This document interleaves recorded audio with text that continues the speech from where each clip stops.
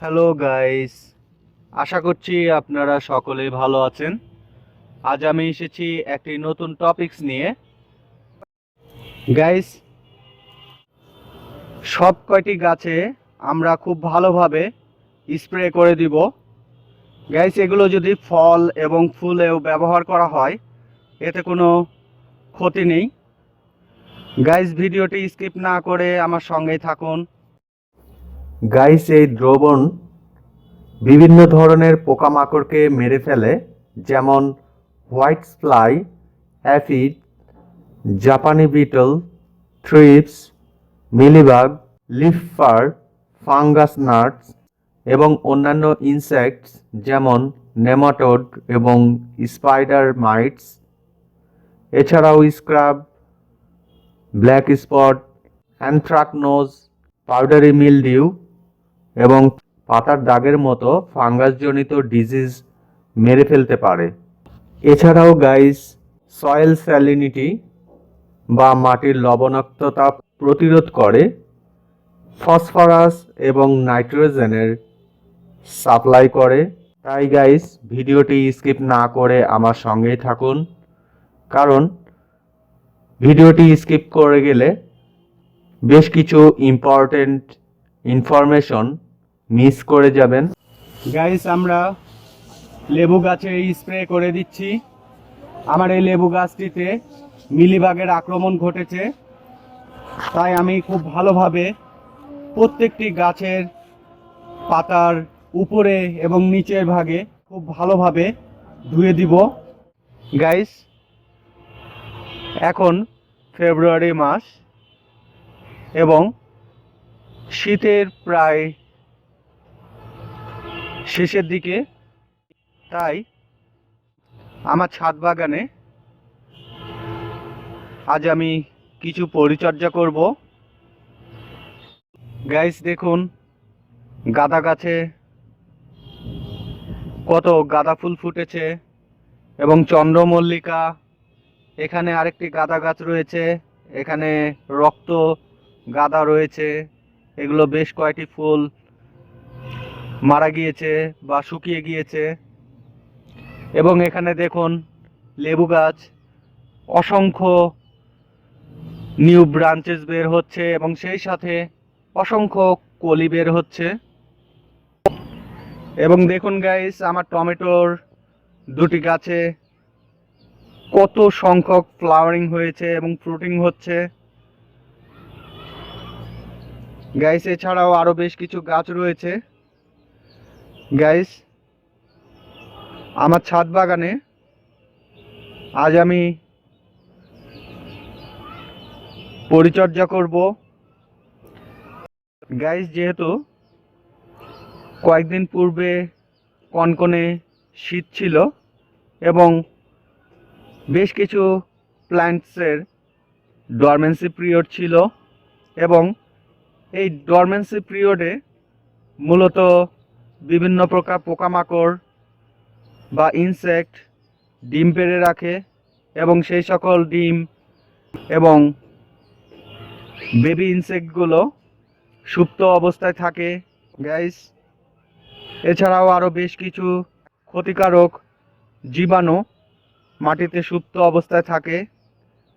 এখন যেহেতু গরম আসতে চলেছে, তাই তারা আবার গাছের সাথে সাথে তাদের ঘুম ভাঙবে এবং গাছে বিভিন্ন প্রকার ক্ষতি সাধন করবে। আর এই ক্ষতি সাধন করলে আমাদের ছাদ বাগানগুলো নষ্ট হয়ে যেতে পারে। গাইস, সেই কারণে আমি আমার জৈব পদ্ধতিতে তৈরি ইনসেকটিসাইড ব্যবহার করব। আপনারাও এই ফেব্রুয়ারি মাসের প্রথম সপ্তাহেই ইনসেকটিসাইড ব্যবহার করুন। এতে করে আপনাদের গাছ থাকবে সবুজ, সতেজ এবং সুন্দর। পাতাগুলো এবং গাছগুলোও তরতাজা থাকবে। গাইস, আমি কোনো কেমিক্যাল ব্যবহার করছি না, সম্পূর্ণ জৈব পদ্ধতিতে। ভিডিওটি স্কিপ না করে আমার সঙ্গেই থাকুন। তাহলে গাইস, চলুন আমরা দেখে নিই কিভাবে আমরা জৈব পদ্ধতিতে অত্যন্ত কার্যকরী ইনসেকটিসাইড তৈরি করে আমাদের ছাদ বাগানে ব্যবহার করতে পারি। তাহলে গাইস চলুন আমরা দেখে নিই কিভাবে এগুলো তৈরি করতে হয় এবং কিভাবে ব্যবহার করতে হয়। গাইস আমি একটি স্প্রেয়ার মেশিন নিয়ে নিয়েছি, আপনারা যে কোনো স্প্রেয়ার মেশিন নিতে পারেন।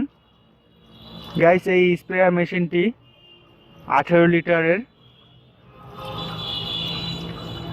সে কারণে আমি 18 লিটার পরিমাণে পানি পূর্ণ করে নিচ্ছি।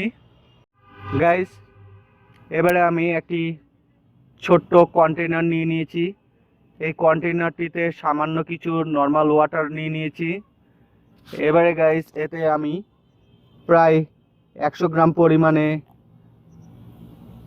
ডিটারজেন্ট পাউডার অ্যাড করে দিচ্ছি।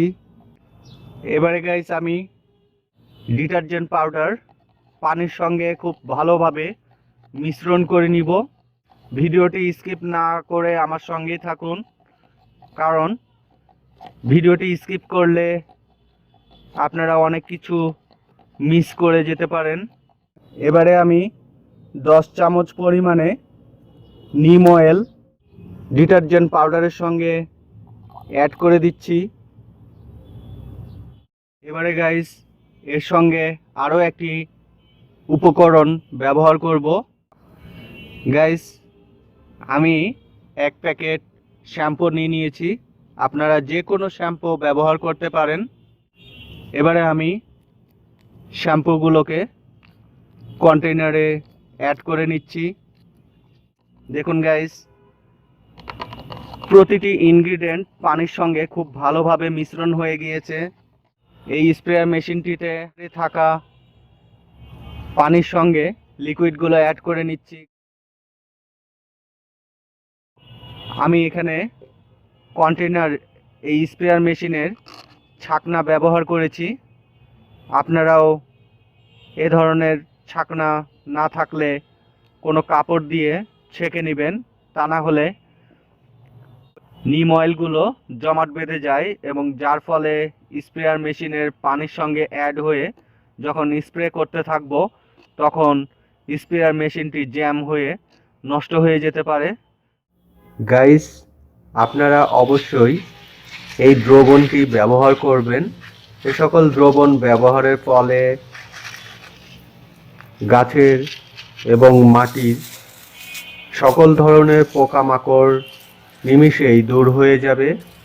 গাইস নেক্সট ভিডিওতে এই রিলেটেড এবং আরও নিত্য নতুন টিপস অ্যান্ড ট্রিক্স নিয়ে আপনাদের মাঝে উপস্থিত হব। আশা করছি সে পর্যন্ত আমার সঙ্গেই থাকবেন, সুস্থ থাকবেন, ভালো থাকবেন। Thank you.